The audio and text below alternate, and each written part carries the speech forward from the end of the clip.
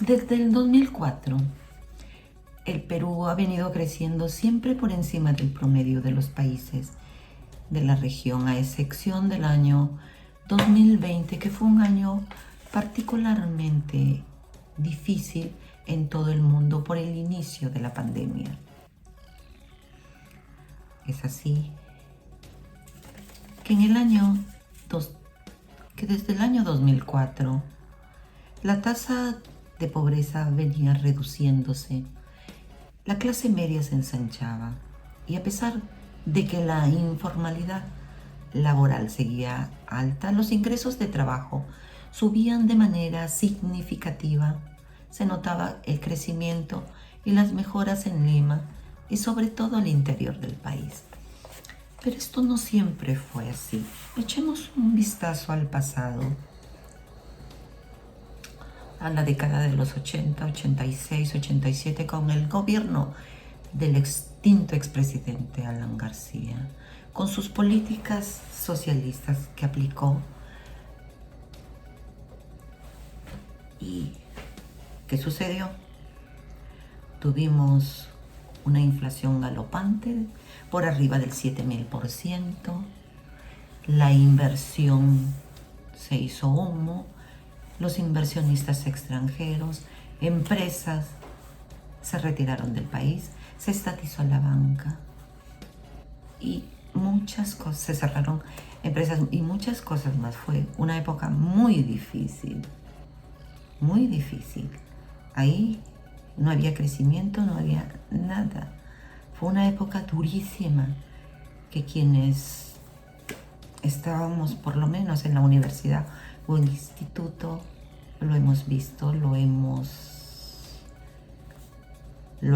palpado, nos ha golpeado a cada uno de distintas maneras. Veíamos cómo nuestros contemporáneos salían del país a montones y los lugares favoritos de aquel entonces creo que hasta ahora es Estados Unidos, Europa, España, Italia, Latinoamérica, Chile. Algunos también migraron a Venezuela. Así es, fue una época durísima de los años 80 y esto también se le sumó los grupos subversivos que aparecieron ya desde aquella época y tanto daño hicieron en el interior del país, en la Sierra Sur. Todo esto contribuyó a que el país se deteriorara económicamente, políticamente. El país,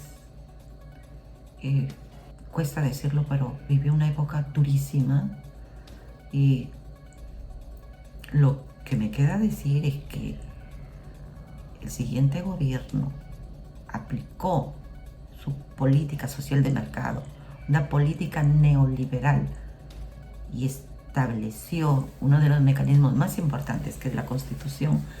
La Constitución del 93, valgan verdades, fue quien contribuyó al crecimiento y desarrollo de este país. Han sido prácticamente 18 años de los cuales hemos vivido una bonanza económica, un crecimiento. Los jóvenes pueden dar fe de ellos.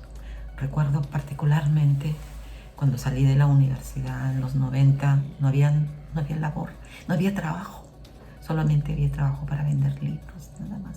Fue una época dura que duele recordar. Esto pasó en nuestro país. Sin embargo, hoy ha retornado un poco esa situación. No hay trabajo. ¿Y por qué? ¿Por qué no hay empleo? ¿Por qué no hay trabajo? ¿Por qué no hay inversión? Estamos a 3 años de la pandemia, una pandemia que tuvo una inflación global, y esto se le suma la administración del expresidente Castillo, que lo único que hizo fue destruir más la economía que ya estaba destruida por el cierre del país, por el cierre económico. También quien estuvo dirigiendo las riendas de este país no supo contribuir, no supo tampoco escuchar qué era lo que tenía que hacer para que no se destruyera la economía con el cierre por la pandemia. Así que hay empresas que aún están quebradas, hay otras que se han proclamado quebradas, ni siquiera el Reactiva las ha podido ayudar. A esto también hay que sumarle las protestas de inicio de año, que han sido prácticamente lo peor que pudo haber pasado en este país. Se quebraron empresas, destruyeron instalaciones de empresas privadas, el cierre de la carretera, hubieron pérdidas cuantiosas y pérdidas de vidas humanas. Todo esto ha hecho incrementar el desastre económico que hoy tenemos.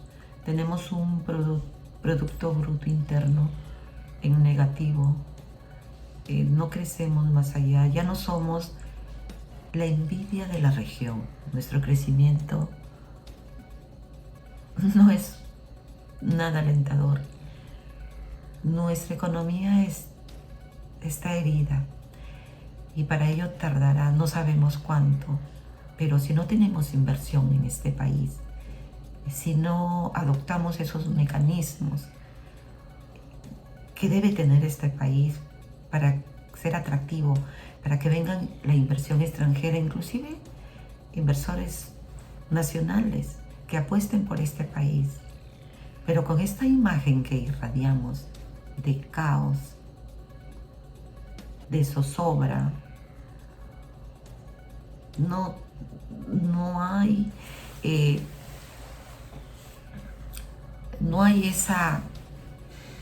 eso que debe tener este país para que no da garantías.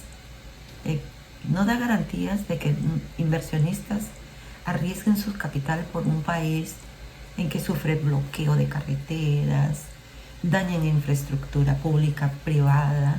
La gente está en zozobra, inclusive salir a las calles da temor.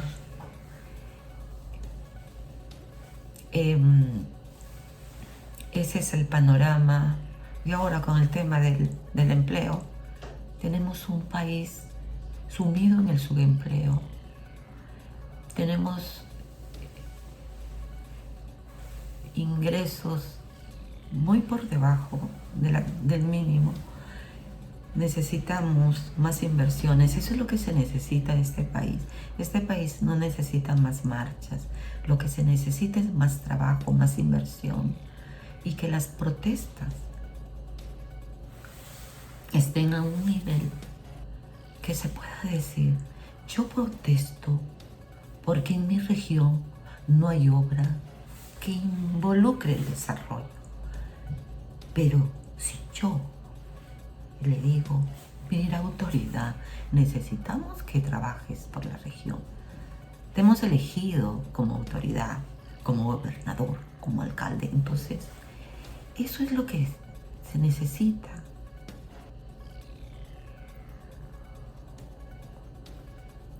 Nuestros jóvenes son los que se han llevado la peor parte.